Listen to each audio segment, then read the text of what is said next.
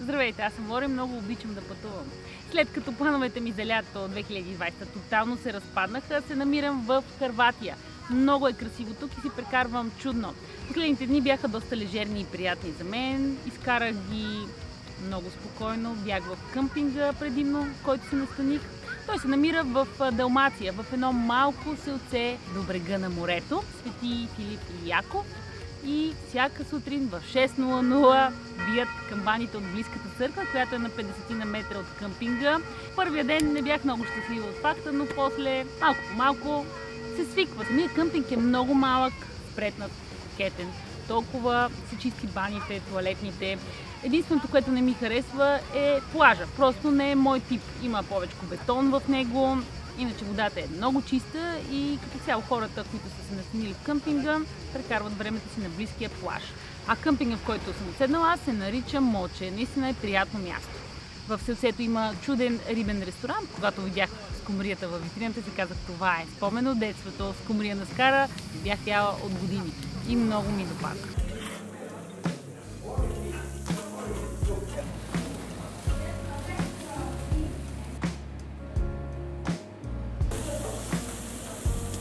Рибена скара с бира.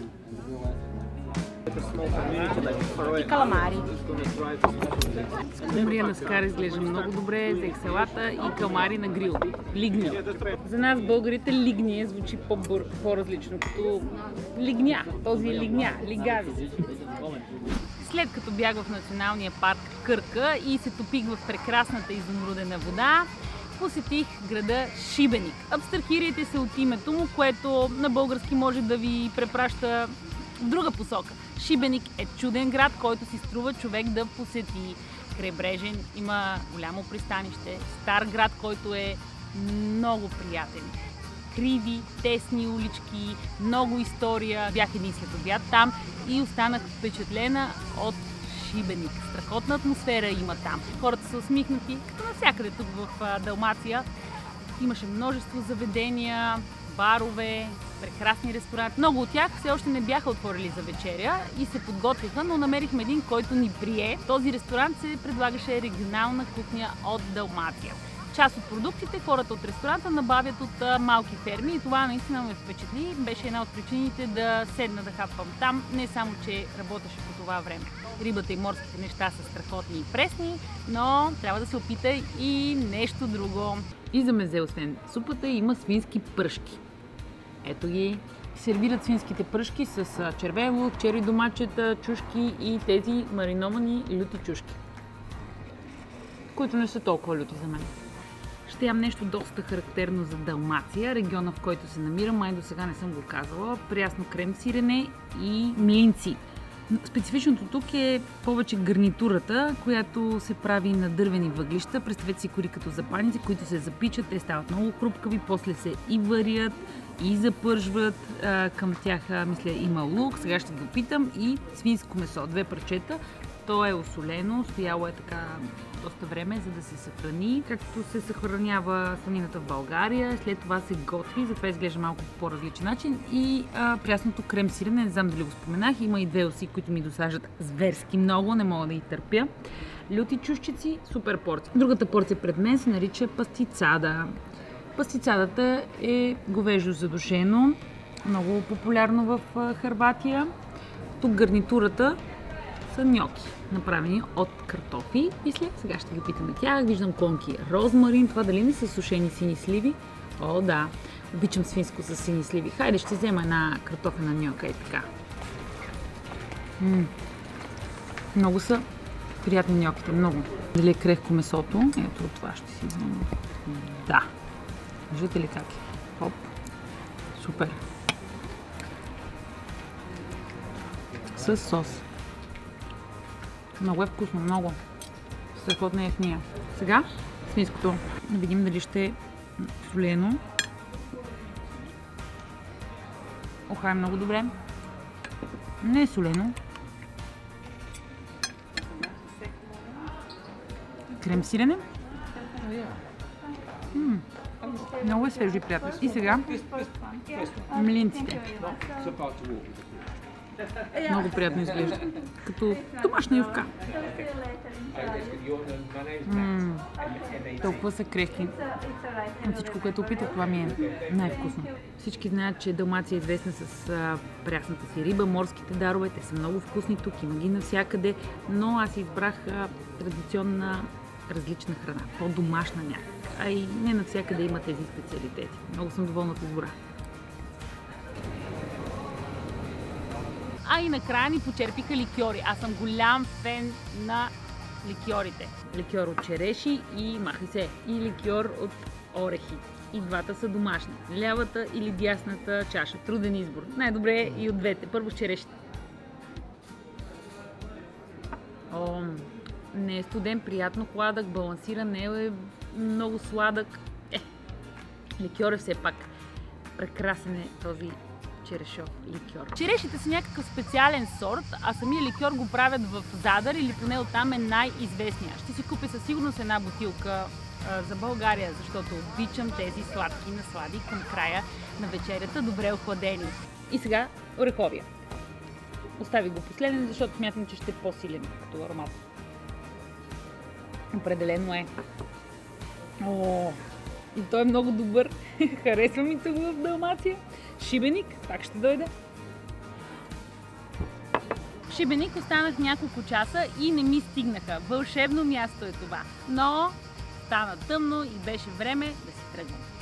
След тези лежерни дни беше време за приключение и за по-дълго пътуване. В търсене на някои от най-красивите места наоколо попаднах на остров Дуги Оток или Дългия остров, който се намира не толкова далеч от Задар. Пътува се час и 40 минути с ферибот, който можеш да отидеш със собствения си автомобил. Има и по-бърз вариант, някъде за час и 20 минути, ако е пасажирски ферибот. Приятна изненада също беше и цената на билета за ферибота. За двама възрастни и кола 25 евро.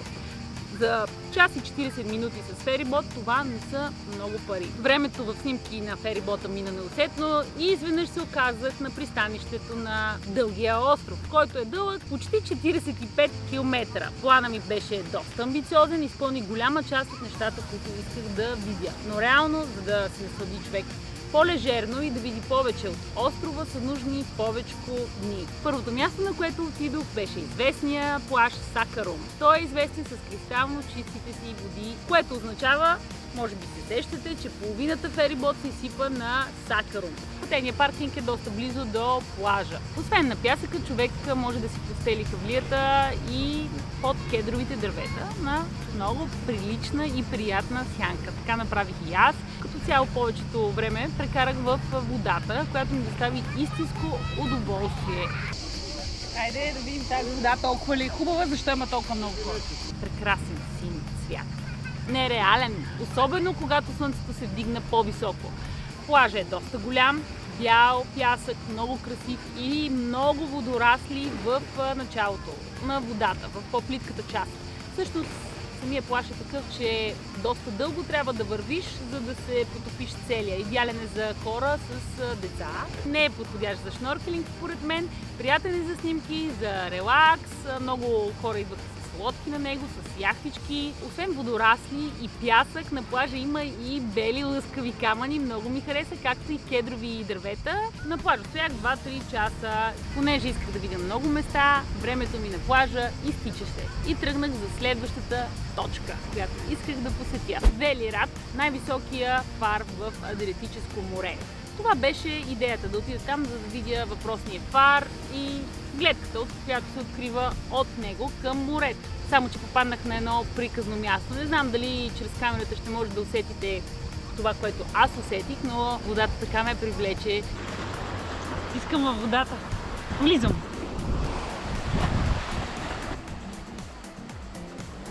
Метнах дрехите и се цопнах. Много ми хареса. Скали, чистота, дълбочина, виждаш морето, отблизо си имаше и къмпинг и някакъв биш бар, по-нататък.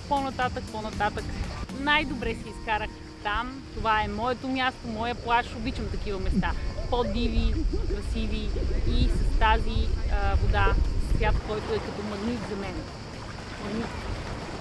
трябва да се науча да плувам по-добре и да се гмуркам по-добре, това ще е следващия път. Нататък минаваме. Велирад трябваше да пустим 5 минути, да пуснем евентуално дрон, но вместо това се подсикахме във водата. Колата беше спряна близо, не се искат никакви куни, за да си спреш колата там. Това също може би ще е предимство за някой от вас.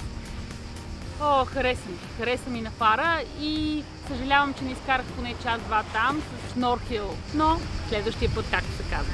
Защото програмата, пак ще го кажа, беше амбициозна и исках да видя Телашица. Чакайте да прочета дали така се казва.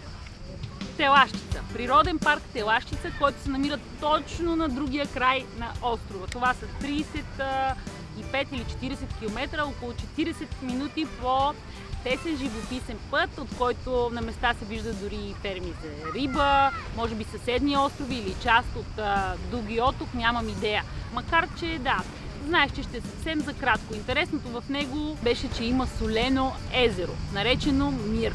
Беше ми супер любопитно да отида до там. Платихме входна такса за парка от 40 куни и влязохме. Стигнахме до място, на което се оставят колите и се върви пеша.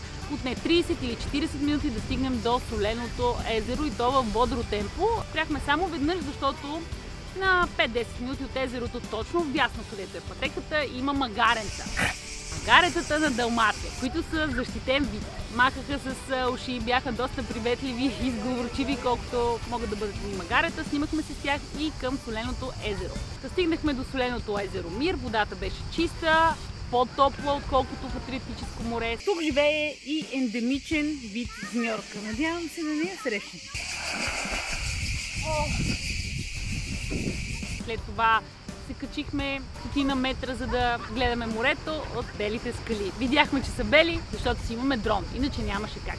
Гледките са много хубави, скалите са високи и човек усеща, че е попаднал на едно величествено място.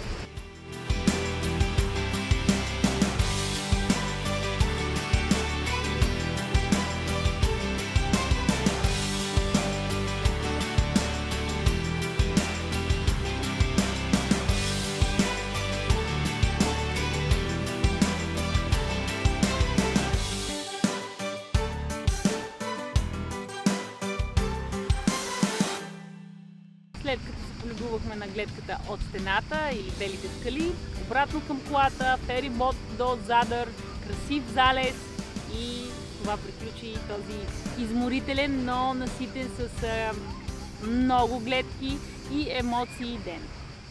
Няколко дни преди да събера къмпинга и да отида на друго интересно място, наех лодка.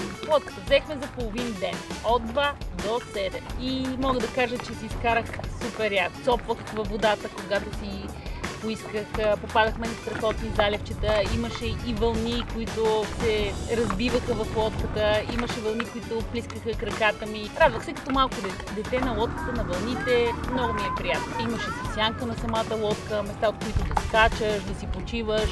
Все пак сме и двама души, а лодката побира поне 4 без никакъв проблем. За половин ден платихме 350 куни от селцето Свети Филип и Яков. Може да се наеме спокойно лодка и да се обходят по-близките островчета без никакъв проблем и не се налага да имате лиценз за това. Тези островчета никак не са малко, искам да ви кажа. Имаше едно във формата на сърце, опитахме се да пуснем дрон, макар че беше ветровито, но не знам дали отгоре точно се вижда формата му на сърце. Този остров ми се видя необитаем. Има и други като него, но има и острови, на които живеят хора, има къщи, някои приличат на вакационни вили, ресторанти, барове, човек може да спре, да хапне някъде, после пак да се качи, да плува. Срещнахме не малко хора, които се къпеха голи, стори ми се интересно и аз опитах. Няма да има видео от тази част, то е ясно, но беше приятно чувство. На няколко заливчета сложихме котва и си лежерствахме. Когато съм на такова място, аз не мога много да лежерствам. Постоянно правя нещо. На едно заливче бяхме спрели и хапнахме хубав хляб и аншоа. Много семпла на храна. И някак си не ми се искаше да тръгвам. На друго пък спряхме, за да си вземем студена бира и да погледаме залеза и слънцето, което падаше все по-ниско и по-ниско. Беше един прекрасен ден. След малко ще има още по-прекрасен залез, сигурна съм. Последния ми ден на този чуден къмпинг прекарах много лежерно и спокойно. Наблизо има страхотни места, които човек да обходи, да разгледа и седмици няма да му стигнат да обиколи всички плажове и съседни острови, сигурна съм. Реших да изкарам последния си ден тук, на един плаж в Задар, който ме впечатли още при първото ми посещение там, защото имаше чудни скали, хубава дебела сянка, хора настанили се удобно под сянката. От едната страна са скали, от които можеш да скачаш, да си отдолу с шнорхел, а точно от другата му е доста по-подредено. Мога и така да кажа, да, има бетон, има пейки, по-плитко е, водата е супер спокойна, виждаш лодките, минах и оттам, но не е моето. Предпочитам скалите и дивотията. От малка искам да се науча да скачам такава водата.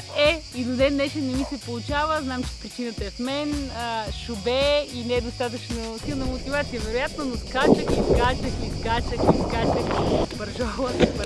Бържола си сте. Това беше стила. Не успях да скоча както искам. Скачах си накрая пирон.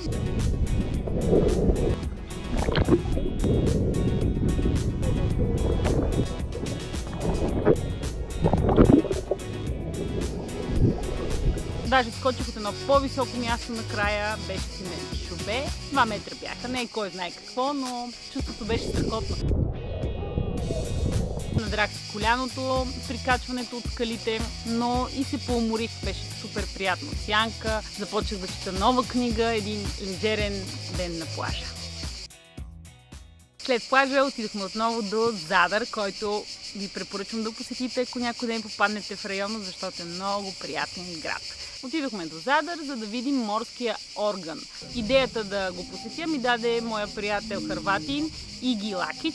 Иги, много ти благодаря, да гледаш това видео, супер е в Хърватска. Морския орган е първият естествен музикален орган в света, задвижван от морските вълни. Създаден е през 2005 от архитекта Никола Башич. И до ден днешен е топ атракция в Задар. Местните хора също много го обичат и с право. Бях там по залез, любовах се на много красив залез. Вълните се клатушкаха, чуваше се музика. Музиката всеки път е различна заради силата на вълните, то е ясно. Това е място, на което можеш да потънеш в истинско блаженство и забрава. Просто да съзерцаваш морето, отсрещните островчета, имаше деца, които скачаха, потопи си краката, понамокрих си роклята, голяма работа. Приятен завърших на престоя ми тук. Това беше край с видеото, край с къмпинга. Отлитам за друго място. Надявам се това видео да ви е харесало, приятели. Бих се радвала да е така. Харесайте го, поделете го със своите най-близки хора, за да видят и те колко е приятно тук на Адриатическо море. И се абонирайте за канала ми, ако все още случайно не сте го направили. Така ще следите най-новите ми видеа от България и света. Много обичам да пътувам. Чао и до скоро! Аз съм Лора и ви казвам приятен път!